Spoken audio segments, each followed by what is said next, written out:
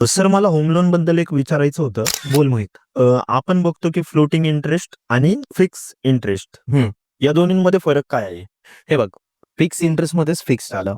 Fixed interest याचा अर्थ असा होतो की जेव्हा तू होम लोन घेतो तर तुला पहिल्या महिन्याला जेवढा इंटरेस्ट लागणार आहे लोनवर तितकाच तुला शेवटच्या महिन्यापर्यंत लागेल. म्हणजे तुझा ईएमआय हा फिक्स असणार आहे. ओके. ठीक आहे. आता याचा दुसरा पार्ट येतो की तू ईएमआय प्रेडिक्ट करू शकतो. म्हणजे तुला माहिती आहे की तुझा ईएमआय पहिल्या महिन्यापासून शेवटच्या महिन्यापर्यंत किती आहे.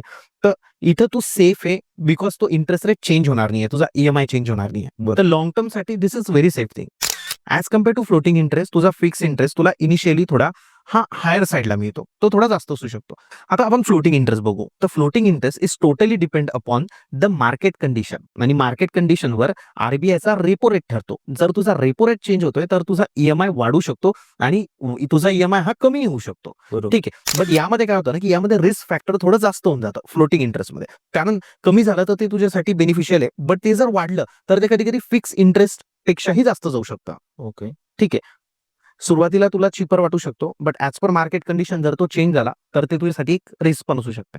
सो सिंपल आहे की जर तुला स्टेबिलिटी हवी आहे, तुला फिक्स ईएमआय हवा आहे, तर तू फिक्स इंटरेस्टकडे जा. आणि जर तुला असं वाटतंय की मार्केट कंडिशन थोडी फेवरेबल असू शकते आणि इंटरेस्ट रेट हा आपला डिक्रीज येऊ शकतो, तर तुझ्यात जर ती रिस्क घेण्याची कॅपेबिलिटी असेल तर तू फ्लोटिंग इंटरेस्ट सिलेक्ट करू शकतो. Okay sir.